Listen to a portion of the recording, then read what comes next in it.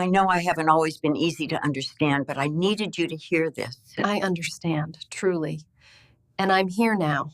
You know that feeling when you walk into a room and the conversation just stops?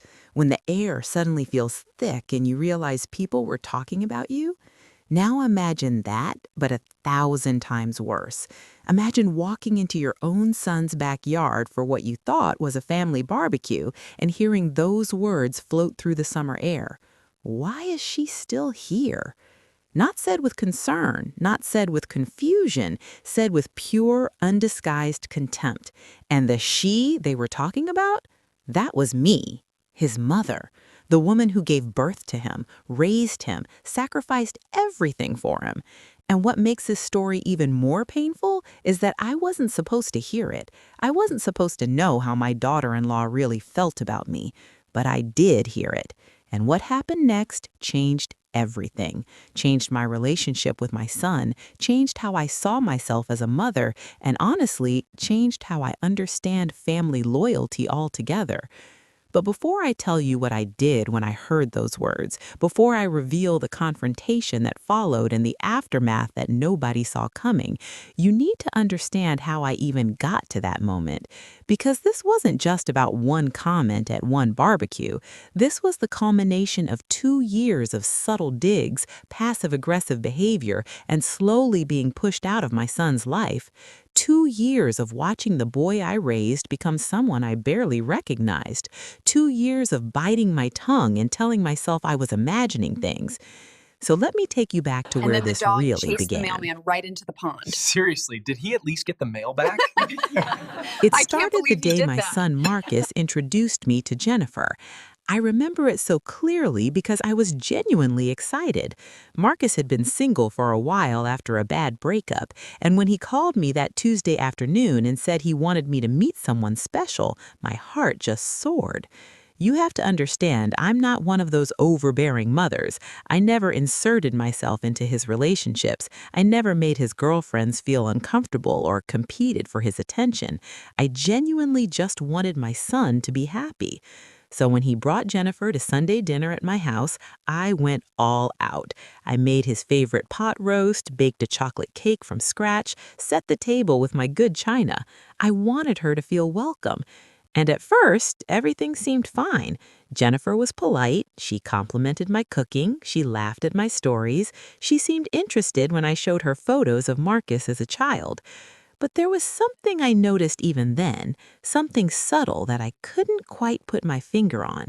Every time Marcus and I would share a memory or an inside joke, I'd catch this look on her face, this tight smile that didn't reach her eyes, this way she'd reach over and touch his arm, almost possessively like she was reminding him who he belonged to now. But I pushed it aside. I told myself I was being paranoid, that I was just adjusting to the idea of my son being serious with I someone. brought you the lasagna just like you like it. Please talk to me. I don't want your lasagna, Mom. I just want you to leave. The first real incident happened about 3 months into their relationship. Marcus had given me a key to his apartment years ago, back when he first moved out. I'd use it maybe once every few months, usually just to drop off food or water his plants when he was traveling for work. It was never a big deal. We had an understanding.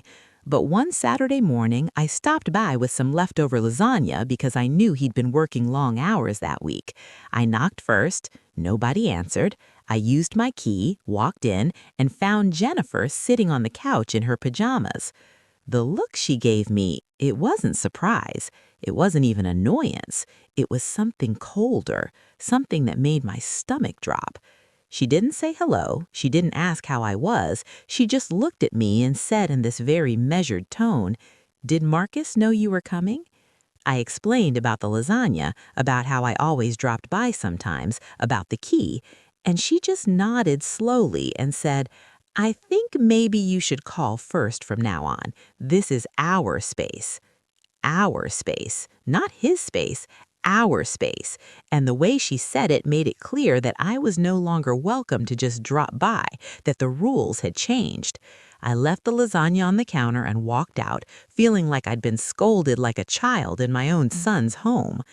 That night, Marcus called me, but he didn't call to apologize or to reassure me that nothing had changed. He called to tell me that Jennifer had a point, that now that he was in a serious relationship, maybe I should respect their privacy more. Respect their privacy, as if I'd been barging in on intimate moments or snooping through their belongings, as if bringing my son food was some kind of violation. I tried to explain how it made me feel, how it seemed like I was suddenly being treated like an intruder, but he just kept saying I needed to understand that things were different now, that Jennifer came first. And that phrase, Jennifer comes first, it echoed in my head for weeks. I want to be clear about something. I understood that my son's partner should be a priority. I understood that relationships require boundaries. I'm not so old-fashioned that I think a man should put his mother above his wife or girlfriend. But there's a difference between healthy boundaries and being systematically cut out of your child's life. And over the next year and a half, that's exactly what happened. It was death by 1,000 cuts. Little things that on their own seemed reasonable, but together formed a pattern that was impossible to ignore. It has been a difficult year, and I miss him. But this beer certainly helps lift the spirits. The holidays were when it really started to hurt. For 28 years, Marcus had spent Christmas Eve at my house. It was our tradition. We'd bake cookies together, watch old Christmas movies, open one present before midnight. It was sacred time, just the two of us, honoring the memory of his father who'd passed when Marcus was 12. But that first Christmas with Jennifer, Marcus called me 2 days before Christmas Eve and said they'd decided to start their own traditions. Just the two of them. He said it so casually, like he was telling me they'd chosen a different restaurant for dinner, like he had no idea he was breaking my heart. I tried to be understanding. I suggested maybe we could do Christmas morning instead, or even just coffee on Christmas Day. But Jennifer had already made plans. They were doing Christmas morning at her parents' house, and Christmas Day, they wanted to just relax together, alone. I ended up spending Christmas Eve by myself for the first time in almost 3 decades, looking at photos of Marcus as a little boy, crying into a glass of wine, wondering how I'd become so disposable. I remember this day so clearly. You all look so happy. Seems like only yesterday. But I told myself it was temporary, that once they settled into their relationship, things would balance out, that Jennifer just needed time to feel secure, and then she'd relax and let me back in. I was so naive, because it didn't get better. It got worse. Marcus's birthday came around in March. I'd always thrown him a party, nothing huge, just close friends and family, his favorite foods, a cake I'd bake myself. But that year, Jennifer planned a surprise party, and I wasn't invited. Let me say that again. My son's 30th birthday party, and I wasn't invited.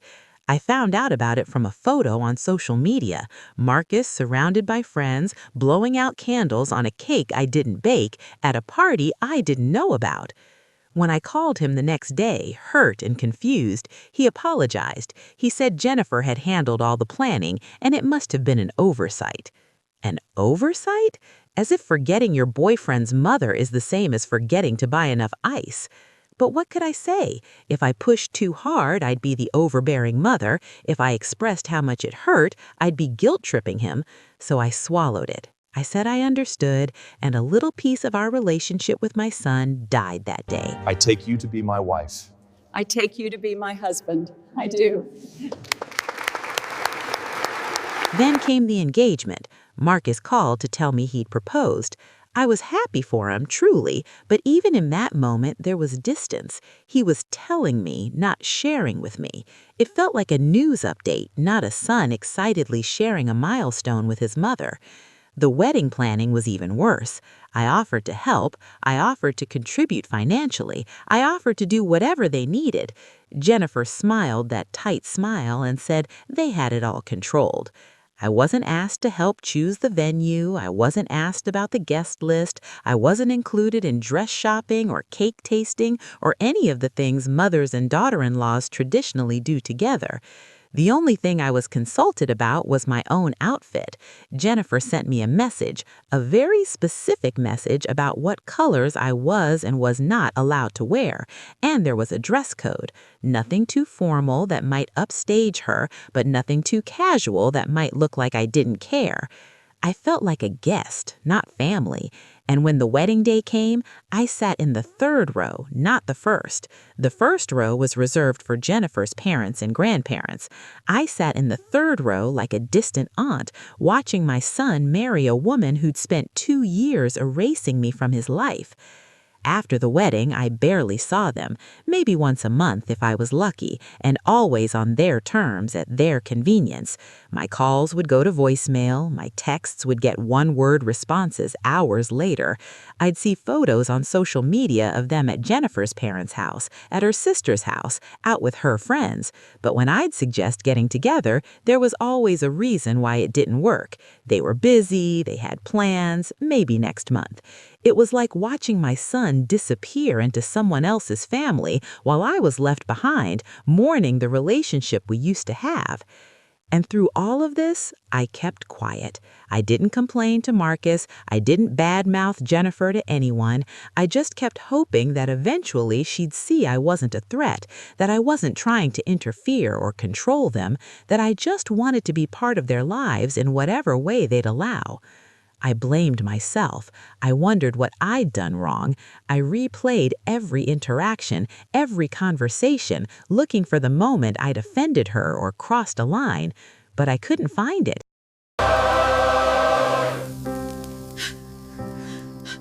I stepped into the backyard. I walked straight through the crowd, straight to where Jennifer was standing with her little circle of friends, and I looked her right in the eye and said in a voice that was calmer than I felt, "I'm still here because your husband invited me.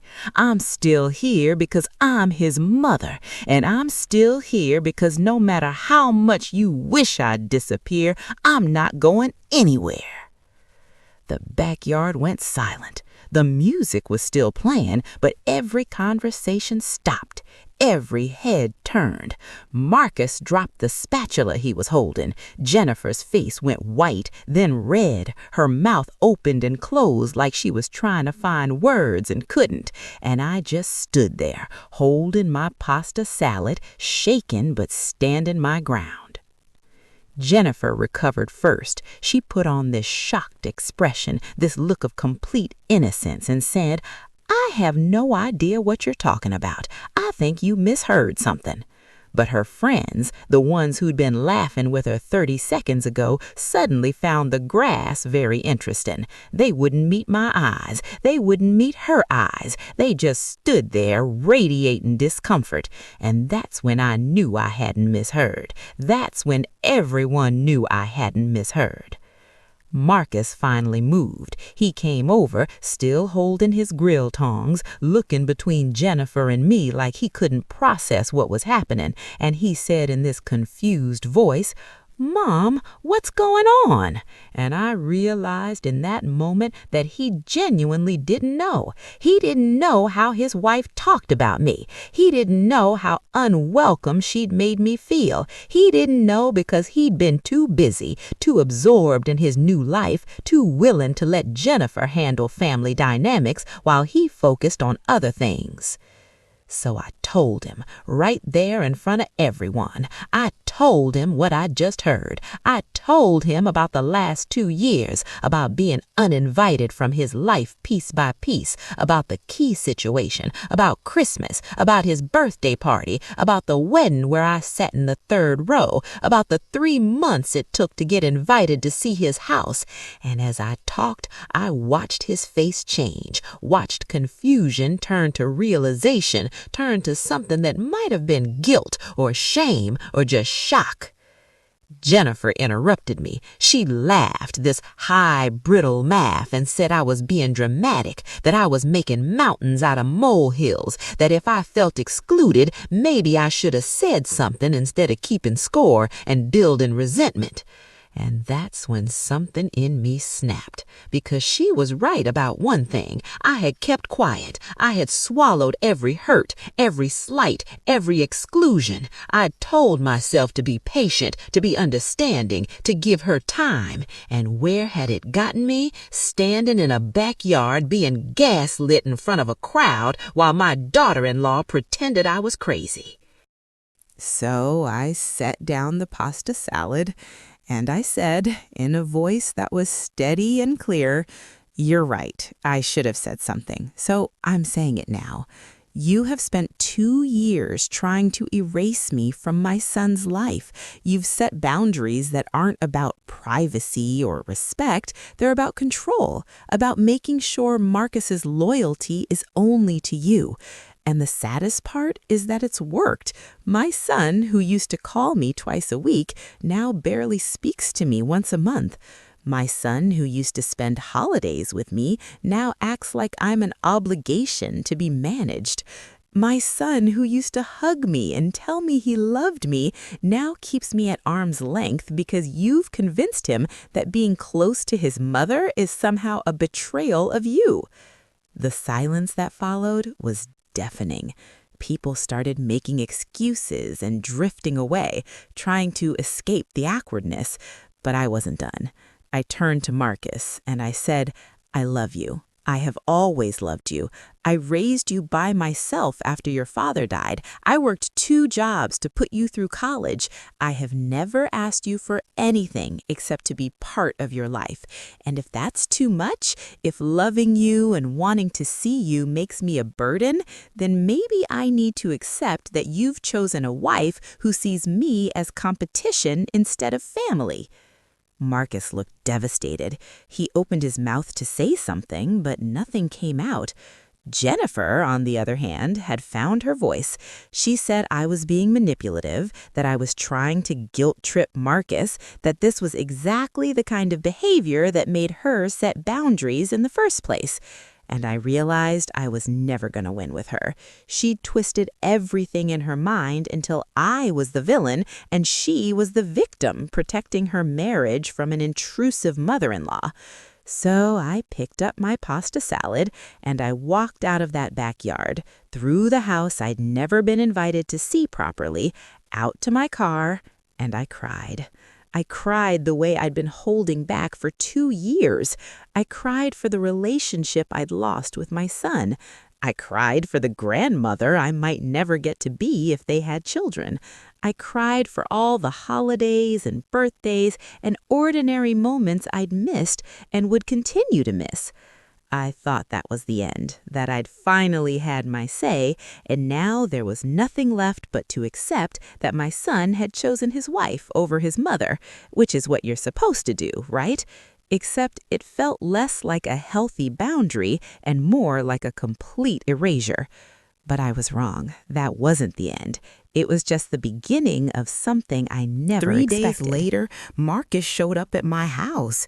He didn't call first. He just knocked on the door, and when I opened it, he looked terrible, like he hadn't slept. He asked if he could come in.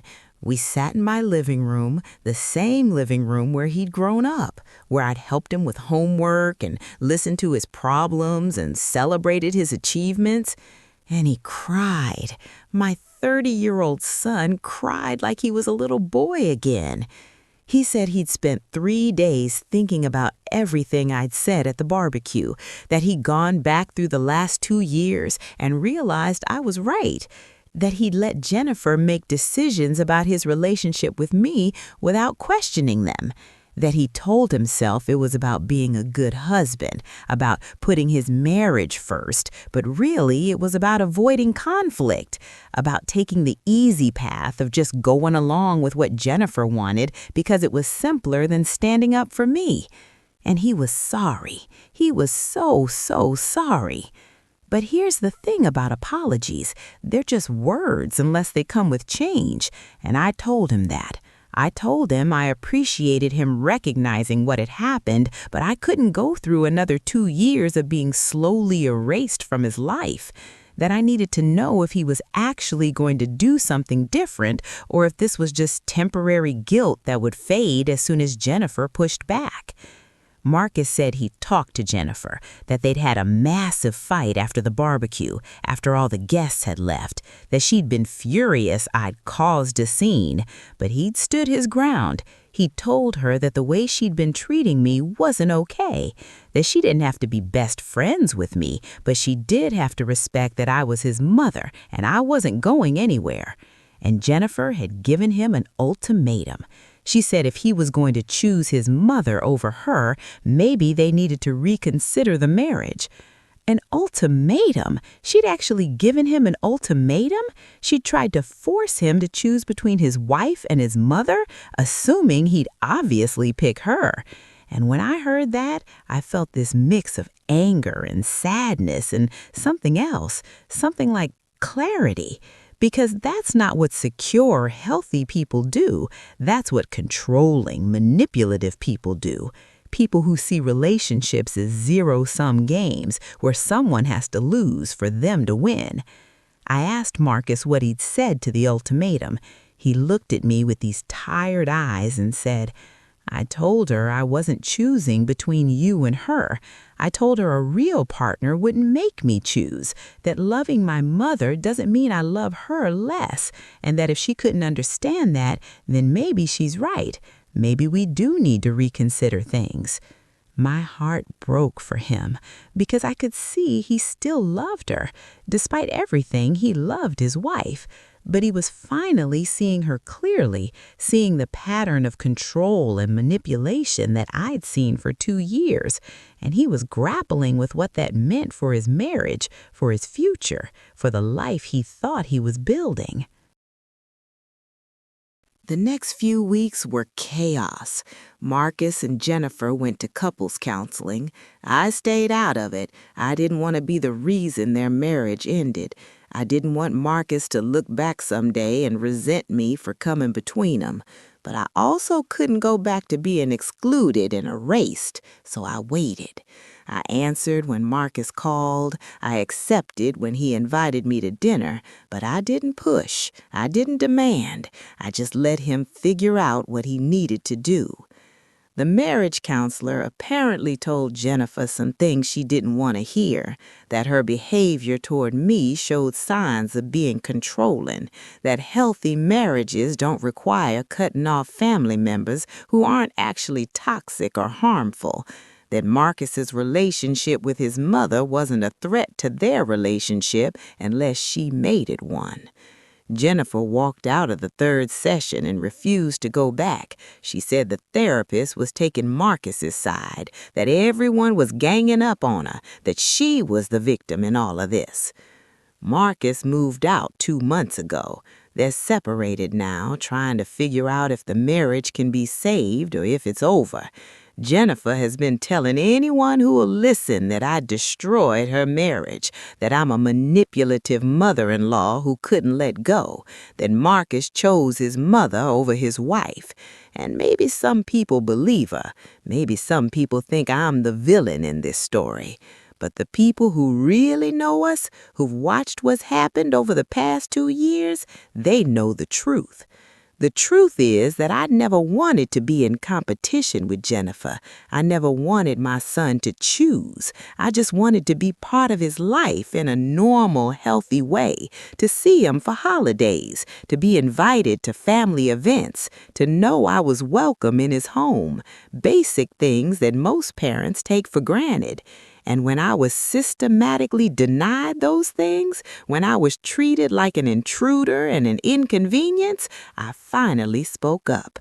Not to destroy his marriage, just to say, I matter too. My relationship with my son matters too. And here's what I've learned from all of this. Here's why this story matters beyond just the drama of one family's dysfunction.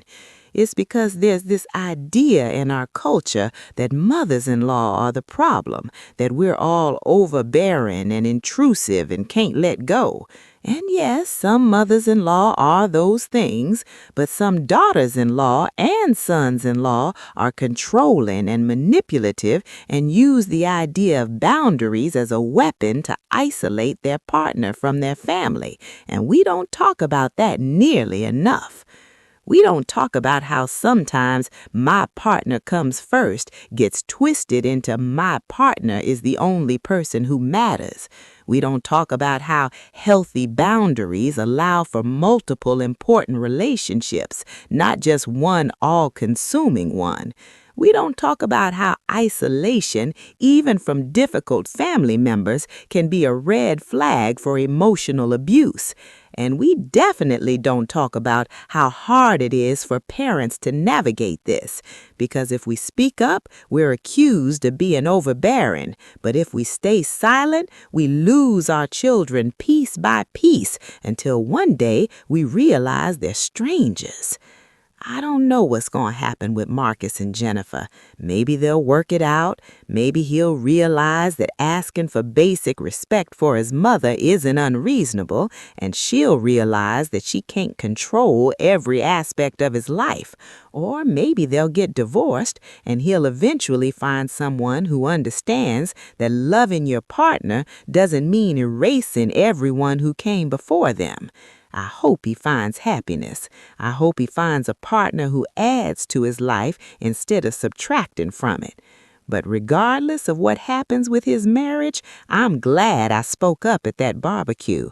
I'm glad I finally said what I'd been swallowing for 2 years, because even though it led to conflict and pain and uncertainty, it also led to truth. And sometimes truth is messy and uncomfortable and forces people to make hard choices, but it's still better than living in a polite fiction where everyone pretends everything is fine, while relationships slowly die from neglect and resentment. Marcus and I are rebuilding our relationship now. We have dinner once a week. We talk on the phone. He's told me things about his marriage that broke my heart, things I won't share because they're his story to tell. But I will say this. Sometimes people don't realize they're in an unhealthy dynamic until someone outside it points it out. Sometimes love makes us blind to manipulation. And sometimes the kindest thing you can do for someone you love is refuse to disappear just because someone else wants you to. I still have the pasta salad container from that barbecue.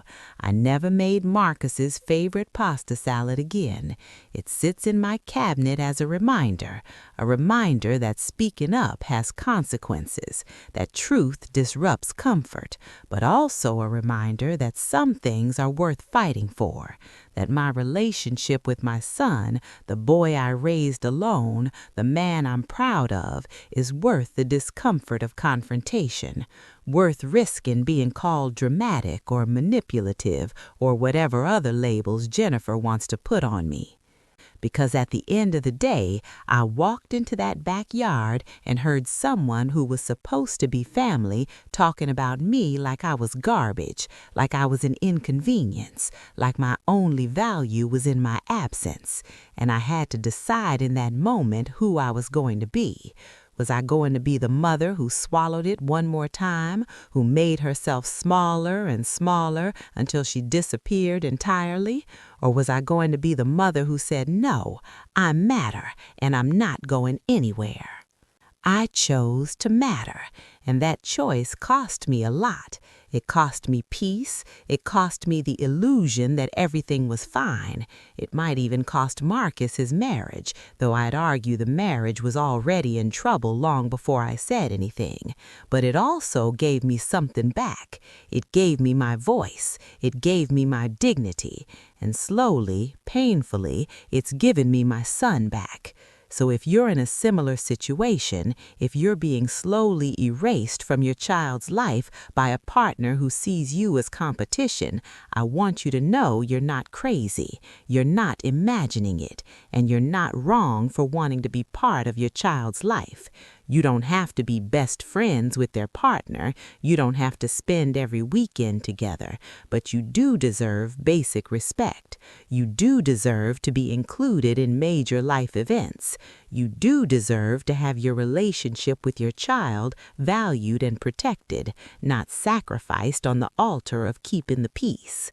And if you're the person in the middle, like Marcus was, seeing your parent and your partner at odds, I hope you'll really examine what's being asked of you.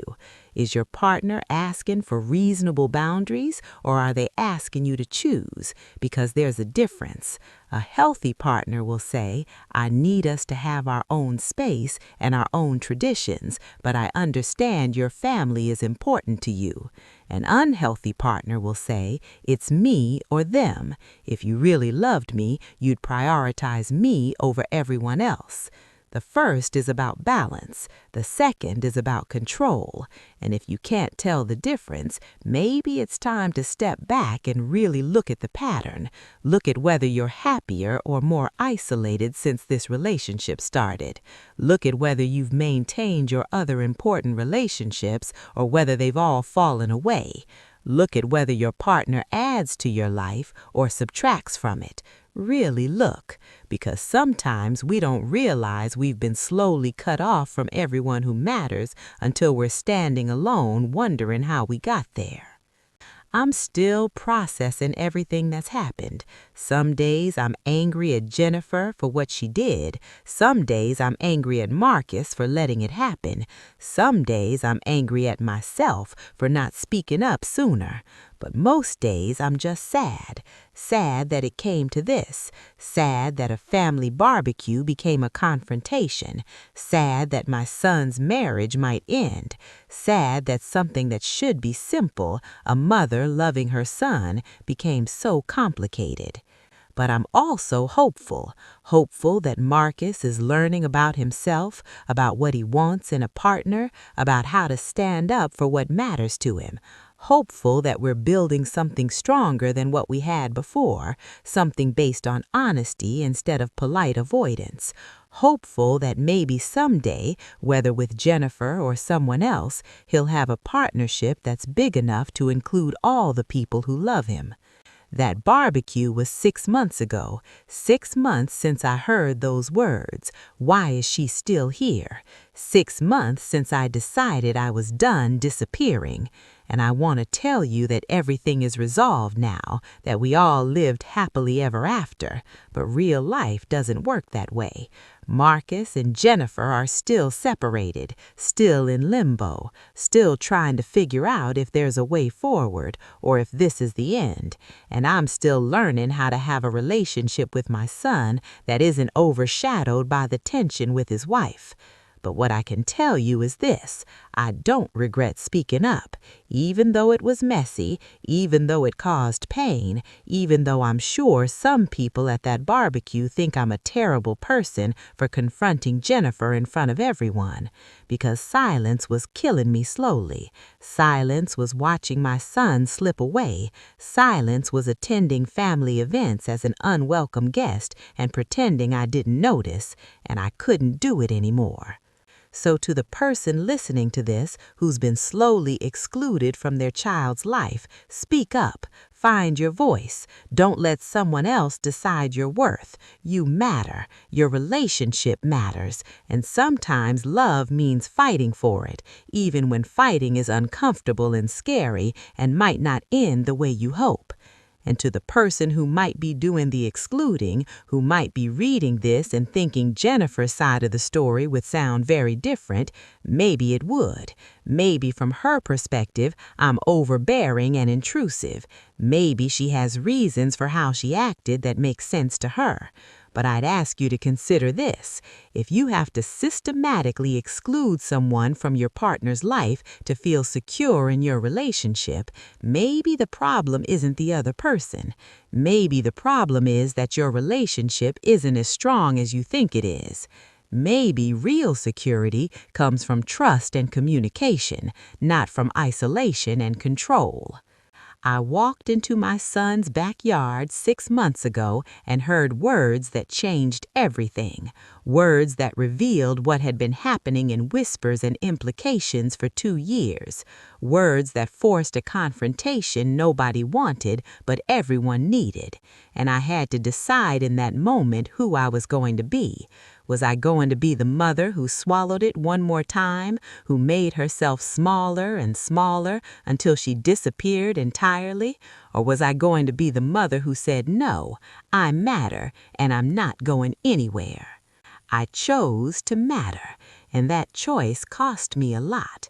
It cost me peace. It cost me the illusion that everything was fine. It might even cost Marcus his marriage, though I'd argue the marriage was already in trouble long before I said anything. But it also gave me something back. It gave me my voice. It gave me my dignity. And slowly, painfully, it's given me my son back.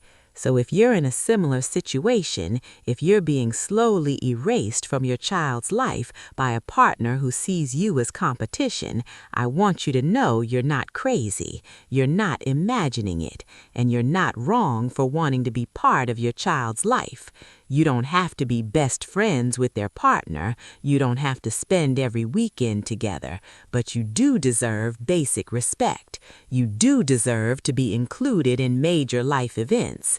You do deserve to have your relationship with your child valued and protected, not sacrificed on the altar of keeping the peace. And if you're the person in the middle, like Marcus was, seeing your parent and your partner at odds, I hope you'll really examine what's being asked of you. Is your partner asking for reasonable boundaries, or are they asking you to choose? Because there's a difference. A healthy partner will say, I need us to have our own space and our own traditions, but I understand your family is important to you. An unhealthy partner will say, it's me or them. If you really loved me, you'd prioritize me over everyone else. The first is about balance. The second is about control. And if you can't tell the difference, maybe it's time to step back and really look at the pattern. Look at whether you're happier or more isolated since this relationship started. Look at whether you've maintained your other important relationships or whether they've all fallen away. Look at whether your partner adds to your life or subtracts from it. Really look, because sometimes we don't realize we've been slowly cut off from everyone who matters until we're standing alone wondering how we got there. I'm still processing everything that's happened. Some days I'm angry at Jennifer for what she did. Some days I'm angry at Marcus for letting it happen. Some days I'm angry at myself for not speaking up sooner. But most days I'm just sad. Sad that it came to this. Sad that a family barbecue became a confrontation. Sad that my son's marriage might end. Sad that something that should be simple, a mother loving her son, became